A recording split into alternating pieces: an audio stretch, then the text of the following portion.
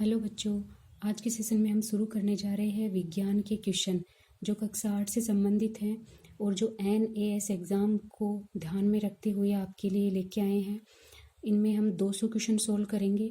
तो आपको देखना है इसका फर्स्ट क्वेश्चन, प्राकृतिक रेशे का सही युग्म है। प्राकृतिक रेशे का मतलब है जो हमें प्रकृति से प्राप्त हो रहा है। इसमें आएगा रुई और जूट। टेरिकोट किन दो रेशों से मिलकर बनता है? तो टेरिकोट है वो एक कृत्रिम रेशा है और ये किससे मिलकर बनता है? टेरिलीन व कपास से। नेक्स्ट आता है प्रेशर कुकर का हत्था किस प्रकार के प्लास्टिक का बना होता है? तो वो बेकेलाइट प्लास्टिक का बना होता है। कैसी प्लास्टिक होती है वो? बेकेलाइट प्रकार की। नेक्स्ट है पटाखे छोड़ते समय रेणु के कपड़ों में अचानक आग लग गई, उसके कपड़े पिघलकर शरीर से चिपक गए, तो बताइए उसके कपड़े किस प्रकार के रेशे से बने थे? कृत्रिम रेशों से। नेक्स्ट है राकेश को उसकी माँ ने गर्मियों में सूती कपड़े पहनने की सलाह दी, आपकी राय में इसका क्या कारण हो सकता है? क्योंकि सूती कपड़े हैं वो गर्मियों में पसीना सोख लेते हैं। नेक्स्ट है घड़ी साज घड़ी सुधारने में कौन से लेंस का उपयोग करता है? तो वो उत्तल लेंस का उपयोग करता है। नेक्स्ट आता है रमेश की दादी को न पास की वस्तु स्पष्ट दिखाई देती है और न ही दूर की वस्तु, तो बताइए उसे किस प्रकार का दृष्टि दोष है? तो उसे जरा दृष्टि दोष है। कौन सा दृष्टि दोष है? जरा। पर्यावरण में वायु का संगठन संतुलित बना रहता है, इस कथन की पुष्टि में उपयुक्त तर्क है। प्रकृति में जंतु और वनस्पति में परस्पर आदान प्रदान से, ये इसका राइट आंसर है। निम्नलिखित चित्र को देखकर बताइए कि वायुमंडल में सबसे अधिक मात्रा में कौन सी गैस पाई जाती है? तो सबसे अधिक मात्रा में नाइट्रोजन है जो लगभग 78% के आसपास है।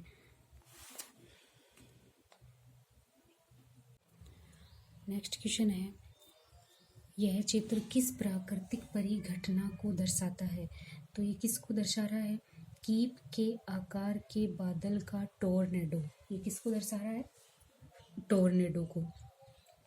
नेक्स्ट आता है हमारी जीवन शैली पर्यावरण मित्र जैसी होनी चाहिए ताकि पर्यावरण को क्षति ना पहुंचे, इसके लिए आप क्या प्रयास करेंगे? तो क्या क्या प्रयास करेंगे? जैव अपघटनीय उत्पादकों का अधिकतम उपयोग करेंगे, पुनश्चक्रण योग्य पदार्थों का उपयोग करेंगे, प्राकृतिक संसाधनों का सीमित एवं संयमित उपयोग करेंगे, उपयुक्त सभी। नेक्स्ट है पर्यावरण संरक्षण के लिए राजस्थान में किए गए प्रयास निम्नलिखित में से है? तो पर्यावरण संरक्षण के लिए पिपलात्री गांव के किरण निधि संस्थान के कार्य, चित्तौड़गढ़ किले में रानी पद्मिनी का जौहर, खेजड़ली ग्राम में अमृता देवी का बलिदान। तो ए और से दोनों हैं। ये वाला जो रानी पद्मिनी का जौहर है ये प्राकृतिक संरक्षण के लिए नहीं था।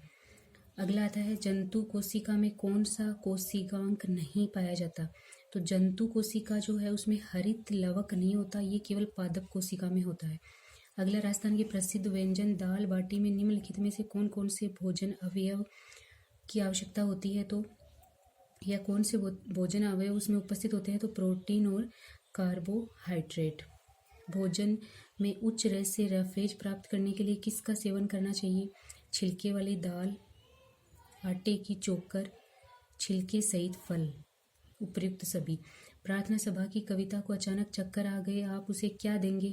ग्लूकोज के बिस्किट, जिससे हमें तुरंत एनर्जी प्राप्त होती है। निम्नलिखित में से मसालों का सही युग्म है? तो मसाले हैं हल्दी और इसमें एक तो हल्दी है और एक है लौंग। नेक्स्ट क्वेश्चन है श्यामू के हाथ में अचानक कांच का गिलास गिरकर टुकड़े टुकड़े हो गए, यह कांच का कौन सा गुण धर्म है? तो ये है उसका भंगुरता का गुण धर्म। भंगुर का मतलब ये होता है बिखरना। निम्नलिखित में से अंडज जंतुओं के समूह को पहचानिए। अंडज जंतुओं का मतलब वे जंतु जो अंडे देते हैं। तो इनमें है मैना, छिपकली और मेंढक। कौन सी अधातु विद्युत और उष्मा की सुचालक है? अब देखो ये ग्रेफाइट क्या है? अधातु है, साथ में ये विद्युत और उष्मा की क्या है? सुचालक है। सोनू ने अपना स्वेटर जैसे ही उतारा उसके बाल खड़े हो गए, ऐसा किस बल के कारण होता है? तो होता है स्थिर वैद्युत बल के कारण। स्थिर वैद्युत बल के कारण। हमारी आंखों में कौन सा लेंस होता है? तो हमारी आंखों में होता है उत्तल लेंस। ऐसा लेंस जो बीच में से पतला और किनारों पर से मोटा होता है वो कौन सा होता है? वो होता है अवतल लेंस। नेक्स्ट है अवनीश के पास एक लेंस है जो बीच में से मोटा और किनारों पर से पतला है, मतलब उत्तल लेंस होगा ना। उस लेंस से वह सूर्य के प्रकाश से अपने मित्र के हाथ पर चिलका गिरता है, थोड़ी देर में ही मित्र के हाथ की त्वचा जलने लगती है। तो बताइए अवनीश के पास कौन सा लेंस है? तो वो अभिसारी लेंस में आएगा। वो अकेला उत्तल नहीं है, वो अभिसारी लेंस भी है। निषेचन के पश्चात बना युग्मनज जो है वो होता है तो होता है द्विगुणित। अनिल ने आलू की कलियों को काट कर जमीन में बो दिया। अब वह आलू की खेती करने के लिए किस विधि का उपयोग कर रहा है? तो कायक जनन। कायक जनन होता है कि जो भी फल या सब्जी है उससे ही नए पौधे का जन्म हो जाए, उसमें बीज की ज़रूरत नहीं होती। नेक्स्ट आता है कॉलम ए कॉलम बी से सही सुमेल है तो इसमें आ जाएगा खंडन। खंडन में आएगा 4 नंबर स्पाइरोगायरा। मुकुलन में आएगा 3 नंबर ईस्ट। अनिषेक जनन में आएगा केला। लैंगिक जनन में आएगा सरसों। नेक्स्ट आता है मेलेटोनिन हार्मोन स्रावित करने वाली अंतःस्रावी ग्रंथि का नाम है तो मेलेटोनिन हार्मोन है वो पीनियल ग्रंथि स्रावित करती है। अगला क्वेश्चन है मधुमेह रोग के लिए उत्तरदायी ग्रंथि है तो मधुमेह रोग के लिए उत्तरदायी ग्रंथि है अग्नाशय ग्रंथि। नेक्स्ट आता है लितु फतन होने से परिपथ में अत्यधिक विद्युत धारा प्रवाहित होने से घर के विद्युत उपकरणों में आग लग सकती है। इस घटना से बचने के लिए क्या करते हैं? इस घटना से बचने के लिए फ्यूज तार को परिपथ में श्रेणी क्रम में जोड़ते हैं। मतलब फ्यूज तार जोड़ा जाता है वो भी श्रेणी क्रम में, समांतर क्रम में नहीं। बारिश के दिनों में जलाशयों का जल प्रदूषित हो जाता है। ऐसे जल के उपयोग से आपके मित्र को उल्टी दस्त की शिकायत हो गई तो आप क्या सलाह देंगे? पानी उबाल कर पिएं, डॉक्टर से उपचार लें और ORS घोल का उपयोग करें। हम उसे सभी सलाह देंगे। बारिश के दिनों में जलाशयों का जल प्रदूषित हो जाता है। ऐसे जल के उपयोग से बीमारियों की संभावना बढ़ जाती है। जल के शुद्धिकरण के लिए आप किस विधि का उपयोग करते हैं? तो जल के शुद्धिकरण के लिए पर फिटकरी भी डाल सकते हैं जल में, जल को क्लोरीनीकरण भी कर सकते हैं और जल को उबाल कर भी हम शुद्ध कर सकते हैं। निम्न में से कौन सा सेल का सांकेतिक चित्र है? तो सेल का सांकेतिक चित्र है फर्स्ट नंबर जिसमें प्लस माइनस दोनों है। प्लस है वो इधर है, माइनस आगे की तरफ है। थर्मामीटर में कौन सा चमकीला पदार्थ भरा रहता है? थर्मामीटर में पारा भरा रहता है। अक्ष धातु को हथेली पर रखने से वह तुरंत पिघल जाती है। अक्ष धातु का नाम क्या है? गैलियम। तो गैलियम धातु है वो हाथ पे रखने से ही पिघल जाती है। एक पर्क नली में जस्ते के कुछ टुकड़े डालकर उसमें अक्ष पदार्थ मिलाने पर वाई गैस बनती है। निम्नलिखित में से अक्ष वाई है। अक्ष एक तो है अम्ल और वाई है इसमें H2 गैस। दिया सलाई में किस धातु का उपयोग किया जाता है? तो दिया सलाई में लाल फास्फोरस का उपयोग किया जाता है, जो माचिस की तीली होती है उसमें। सोनू ने मैग्नीशियम के तार को जलाया, इससे बनी राख में थोड़ा पानी मिलाकर विलयन बनाया। फिर उसने लाल लिटमस पत्र द्वारा परीक्षण करने पर यह पाया कि नीला हो जाता है। तो बताइए कि उस विलयन की प्रकृति क्या होगी? तो लाल लिटमस है वो नीला हो रहा है, इसका मतलब उसकी प्रकृति क्षारीय है। नेक्स्ट क्वेश्चन है घरों में तांबे के लोटे की चमक कुछ दिनों में कम हो जाती है, इसका मुख्य कारण क्या है? इसका मुख्य कारण है कि वायु और नमी के संपर्क के कारण जो तांबा है उसमें एक रिएक्शन उत्पन्न होता है और उसका कलर चेंज हो जाता है। सोडियम धातु में निम्नलिखित यौगिक नहीं है। सोडियम धातु में नमक है, धावक सोडा है, खाने का सोडा, ये तीनों ही सोडियम धातु से निर्मित है, लेकिन चूना पत्थर है उसमें सोडियम नहीं है। ऐसे पदार्थ जिसकी आकृति व आयतन निश्चित होता है वो ठोस कहलाते हैं। निम्न में से मिश्र धातु है, मिश्र धातु है वो पीतल है, बाकी सब शुद्ध है, लेकिन पीतल है उसमें तांबा और कांसा मिलाया जाता है। मुकेश को सर्दी के मौसम में मक्का के ढोकले बहुत पसंद है। मक्का निम्न में से किस प्रकार की फसल है? तो मक्का खरीफ की फसल है। नेक्स्ट आता है राधा गेहूं की फसल बोने के कुछ दिनों बाद अनावश्यक पौधों को उखाड़ कर फेंकती है। वह ऐसा क्यों करती है? क्योंकि गेहूं के पौधे को पर्याप्त पोषक तत्व प्राप्त हो सके।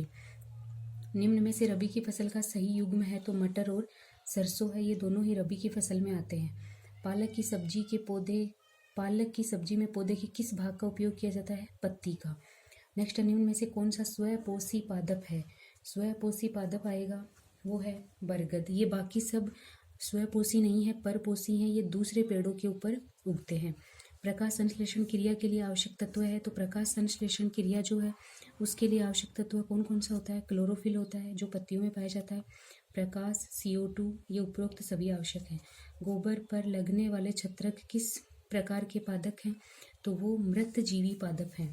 कीट भक्षी पादपों का सही युग्म पहचानिए तो कीट भक्षी पादप हैं ड्रोसेरा और घटपर्णी।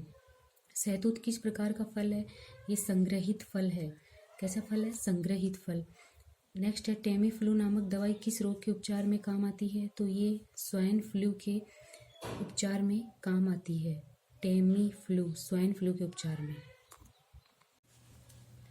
नेक्स्ट क्वेश्चन है, सर्दी खांसी जुकाम में आपको मुख पर खांसते समय रुमाल रखने को क्यों कहा जाता है? क्योंकि ये एक संक्रामक रोग है। दूसरा है, टूथपेस्ट बनाने में किस सूक्ष्म जीव का उपयोग किया जाता है? तो वो है जेंथोमोनास कैम्प्रेस्ट्रिस। तालाबों के किनारे हरे रंग की फिसलनदार काई पाई जाती है, किस प्रकार का सूक्ष्म जीव है? तो ये शैवाल है। नेक्स्ट है, दस्त लगने पर डॉक्टर ORS घोल का उपयोग करने की सलाह देते हैं। ORS का पूरा नाम क्या है? Oral रिओन्ड्रेसन solution. नेक्स्ट है, भारत का प्रथम कृत्रिम उपग्रह है आर्यभट्ट। दही जमाने की क्रिया में उपयोगी सूक्ष्म जीव है लैक्टोबैसिलस। सोनू को नींबू की शिकंजी पीने से उसे कौन से विटामिन की प्राप्ति होगी? Vitamin C. प्रसून के पैरों की हड्डियां मुड़ गई है, वह घुटने पास पास आ गए हैं, बताइए उसके शरीर में किस विटामिन की कमी है? विटामिन डी की कमी है। खून की कमी को पूरा करने के लिए निम्नलिखित में से कौन सा भोज्य पदार्थ समूह सही है? इसमें आएगा पालक, चुकंदर और अनार। नेक्स्ट आता है, निम्न खाद्य श्रृंखला में द्वितीय उपभोक्ता का चयन कीजिए। देखो, द्वितीय उपभोक्ता कौन सा है? सबसे पहले पौधों को कौन खाते हैं? कीट पतंगे। कीट पतंगों को खाता है द्वितीय उपभोक्ता, जो है सांप। द्वितीय उपभोक्ता कौन सा आएगा? सांप। और सांप को कौन खाता है? चील, इसलिए वो हो गया तृतीय उपभोक्ता। नेक्स्ट क्वेश्चन है, जलती हुई मोमबत्ती को कांच के जार से ढकने पर मोमबत्ती बुझ जाती है, क्योंकि कांच के जार में ऑक्सीजन खत्म हो जाती है और बाहर से ऑक्सीजन प्राप्त नहीं होती। सर्दी की रातों में बंद कमरे में अंगीठी जलाकर सोने से व्यक्ति की मृत्यु हो जाती है, क्योंकि अंगीठी से जो गैस निकलती है वो ऑक्सीजन के साथ में क्रिया करके कार्बन मोनोऑक्साइड में बदल जाती है। तो कार्बन मोनोऑक्साइड का बनना। घरों में खाद्य पदार्थों के परिरक्षण के लिए सामान्यतः उपयोग करते हैं नमक का। समान आयतन वाले डिब्बों में भरे निम्न पदार्थों में से किसका द्रव्यमान अधिक होगा? तो द्रव्यमान है वो रेत का अधिक होगा। फिर आता है, पूजा जब तालाब में पत्थर व लकड़ी का एक साथ फेंकती है तो पत्थर पानी में डूब जाता है, जबकि लकड़ी पानी पर तैरती है। इसका कारण है कि पत्थर का घनत्व पानी से अधिक है और लकड़ी का घनत्व है वो पानी से कम है। दही से मक्खन निकालने के लिए किस पृथक्करण विधि का उपयोग होता है? तो अपकेंद्रण का प्रयोग होता है। कचरे के ढेर में से लोहे के टुकड़े पृथक करने के लिए पृथक्करण की किस विधि का उपयोग होता है? चुंबकीय पृथक्करण का। घरों में एयर कंडीशनर व रेफ्रिजरेटरों में भरी जाने वाली गैस जो ओजोन परत को क्षति पहुंचा रही है वो कौन सी है? CFC है, क्लोरोफ्लोरोकार्बन। प्रसिद्ध स्मारक ताजमहल के क्षेत्र में मोटर वाहनों में शीशा रहित पेट्रोल का ही उपयोग किया जाता है, इसका कारण क्या है? एक तो इसका कारण है वायु प्रदूषण को कम करने के लिए, दूसरा ताजमहल को क्षंशारित होने से बचाने के लिए, तीसरा श्वास संबंधी रोग से बचाने के लिए। तो इसका कारण उपर्युक्त सभी हैं। फिर पर्यावरणीय प्रदूषण के कारण पृथ्वी के तापमान में निरंतर वृद्धि किस नाम से जानी जाती है? तो वो जानी जाती है विश्व उष्णन। नेक्स्ट, अम्ल वर्षा एक प्रकार का वायु प्रदूषण है जो कि दो तत्वों के ऑक्साइड के वातावरण की नमी के संपर्क में होता है। इसमें एक तो होता है S और एक होता है N, सल्फर और नाइट्रोजन। नेक्स्ट क्वेश्चन है, निम्नलिखित में से कौन सी हरित गृह गैस नहीं है? तो नाइट्रोजन है वो हरित गृह गैस नहीं है। कोयले की ध्वनि कोए की ध्वनि से अधिक मधुर लगती है, क्योंकि कोयल की ध्वनि का तारतम्य का तारतम्य है वो कोए की ध्वनि के तारतम्य से अधिक होता है। दिए गए किरण चित्र में परावर्तन की घटना को दर्शाया गया है, इस कारण किरण चित्र में अभिलंब निम्न में से है। तो अभिलंब कौन सा है? OC। ठीक है, इसमें अभिलंब है वो कौन सा है? OC है। प्रश्न 76 में दिया गया चित्र किरण चित्र परावर्तन की घटना का है। इस चित्र में यदि आपतन कोण का मान 60 डिग्री है तो परावर्तन कोण का मान भी 60 डिग्री ही होगा। प्रकाश की किरण विरल माध्यम से सघन माध्यम में प्रवेश करती है, तो इसका सही प्रकाशीय परिपथ क्या है? तो इसका सही प्रकाशीय परिपथ है वो ए ऑप्शन है, क्योंकि जब किरण है वो विरल माध्यम से सघन माध्यम में जाती है तो वो अपने अभिलंब की तरफ झुक जाती है। नेक्स्ट है, टेलीफोन कार्य करता है। टेलीफोन है वो विद्युत धारा के चुंबकीय प्रभाव पर कार्य करता है। अगला है, विद्युत धारा के चुंबकीय प्रभाव की खोज किसने की?